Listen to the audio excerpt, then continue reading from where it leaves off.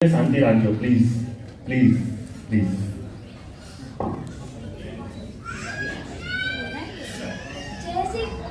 જય શ્રી કૃષ્ણ. કેમ છો બધાય? કોણ કૃષ્ણ ભગવાને નહીં જાણે? તેની લીલાઓ એટલા સુંદર છે કે કોઈ પણ મોહિત થઈ શકે છે.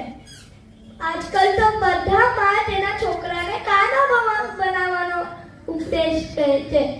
બધાને તેના છોકરાને કાનો બનાવવાનું છે, પરંતુ ક્યારેક જે કાનાએ કીધું છે તે ક્યારેક સમજાવ્યું છે, ક્યારેક સોચ્યું છે કે કૃષ્ણ ભગવાને આપણા શું કીધું.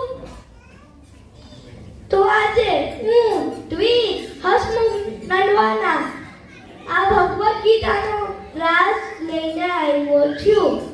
શ્રીમદ ભગવદ ગીતા. શ્રીમદ ભગવદ ગીતા આપણા હિન્દુ ધર્મનો પ્રાચીન અને પવિત્ર ગ્રંથ છે. તે શ્રી કૃષ્ણ દ્વારા અર્જુનને આપેલો મહાભારતના યુદ્ધમાં ઉપદેશ છે. શ્રીમદ ભગવદ ગીતા વેદવ્યાસ દ્વારા લખવામાં આવેલી છે, જેમાં 18 અધ્યાય અને 700 શ્લોક છે. ગીતાનું સ્થાન 5560 વર્ષ પહેલા કરવામાં આવે છે.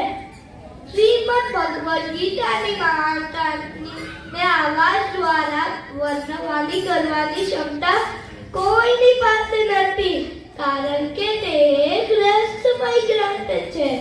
તેની સંસ્કૃત ભાષા એટલી સરળ અને સુંદર છે કે થોડા જ અભ્યાસમાં કોઈ પણ વ્યક્તિ તેને સમજી શકે છે, પરંતુ તેનો હેતુ એટલો ગંભીર છે કે જીવનભર તેનો અભ્યાસ કરવા પછી પણ અંત આવતો નથી.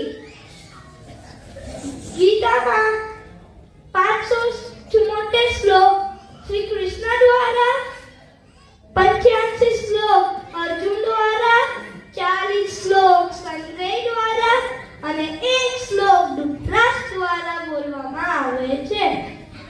શ્રીમદ ભગવદ ગીતાએ અર્જુન ઉપરાંત સંજય અને ધૃતરાષ્ટ્રે પણ સાંભળી હતી. ગીતામાં કર્મયોગ, જ્ઞાન યોગ અને ભક્તિ યોગની ચર્ચા કરવામાં આવે છે.